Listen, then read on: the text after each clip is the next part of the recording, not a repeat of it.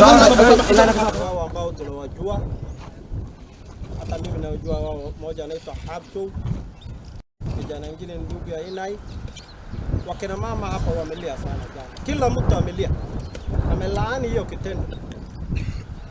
Lakini bahati mbaya, baada ya masaa kadhaa, kama saa 7 hivi, jamaa yetu alienda Sengailu, amepigwa na wakina mama mapanga, ameletwa hapa akiwa serious.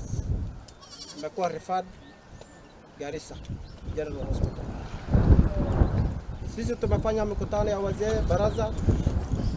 Iko wenzetu wa kutoka upande ya Ulugo na Sengailu wanaishi na sisi hapa na Abdallah. Tulisema wasiguzwe, wasichokoswe, wasikuwe intimidated. Mtu akitoweka walikuwa wanakuta na sisi. Tulikuwa jirani wema. Kwa hivyo nahimiza watu wetu wote, watu wa Galmagala Abande Karja ward, tukae na jirani wetu sawa sawa, tukae usalama, tukae amani. Na jirani pia, hata nimepigia chief mwingine kutoka Sengailu anaitwa Chief Said jana, leo nikasema watu waishi, wacha tuishi amani, tuongee wazee, religious leaders. Hata jana gari kutoka Garissa ya Ulugo ilipita hapa, hakuna yule alitendewa mbaya. Tulisema aende pole pole, hata ameteremsha vitu zake hapa. Tulisema sisi tunaomboleza kifo ya wakina hapo.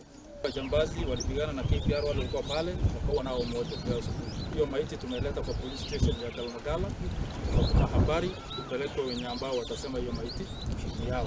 Tumemiss mzee yetu Haji. Saila alikuwa ana lead community sawa sawa kabisa. Huko na hivi.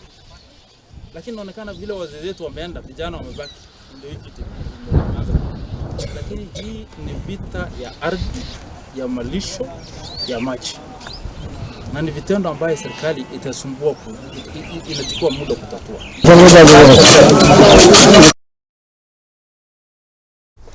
Na ripoti